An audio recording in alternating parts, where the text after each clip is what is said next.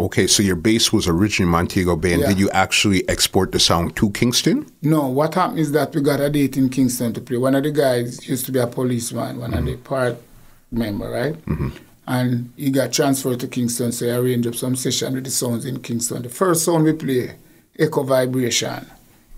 Okay. That time Michigan and Smiley wasn't even DJing on them yet. No.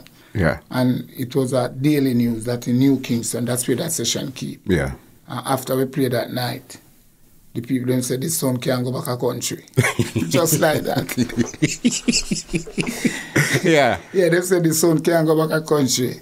And it happened till we go back because we had engagement at Montego Bay. The next time we come to Kingston, at 2 months we stay at Kingston before we go back to Montego Bay. What?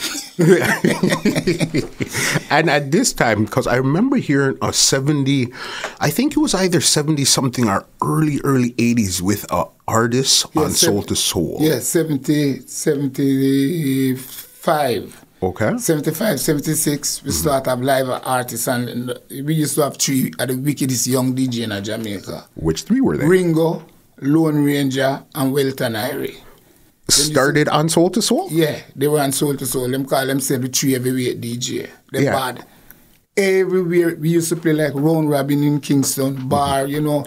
Those days, them keep dance and session like at a blick bar. Yeah. We used to block the road. We used to play at a place at East Queen Street near Marie's. Yeah. On a Friday evening. And the block, just near Central Police Station, block off the whole of East Queen Street. Can't hardly pass. Okay. Yeah, man. Because you have the 3 DJs at this time here. Right, yeah. So then, is it still mixed or it's more leaning more towards rub-a-dub? We play every type of music. Every type. We keep the trend like that. Yeah. Ever since. We kept the trend like that. Even with the artists on it? Yeah. Yeah. Yeah. Like when you play in the ghetto, you mostly play the rub-a-dub, like during the night. But like from the early evening, mostly soul music and disco music. Variety. We keep that trend. Variety. I see. So it really depends on where you are, the time and everything is what you're going to play or how you're going to really suit. You suit the crowd. We never stray. Yeah. We still always play with slow jams and with funky music and everything, just never stray. We keep that pattern ever since. Yeah. You know? Okay, and this is in Kingston and stuff. And how long were the artists with the sound now for?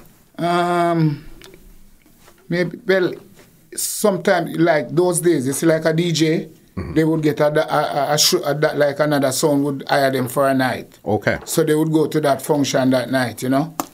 So, and it happened like that all over, because sometimes one night we might have U-Roy and the set, one night we might have I-Roy, special guest. It depends on the promoter that's keeping the event.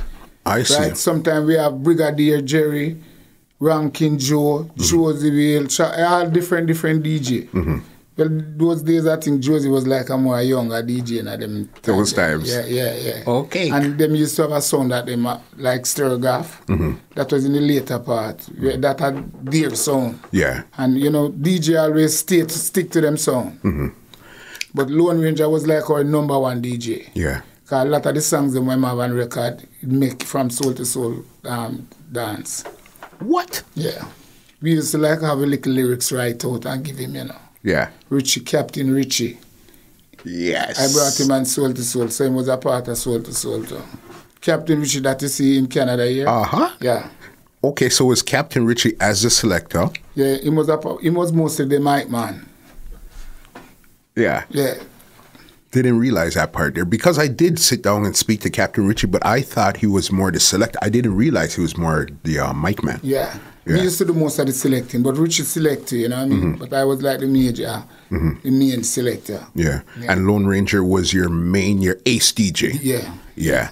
And did you actually produce any songs with any of the artists back then, or that wasn't really your thing? No, we never do any record producing. But a lot of artists, like when them do them song, them bring it come for us to promote, like bust out them song, them call it, you know? This podcast is brought to you by www.twolinesmusica.com.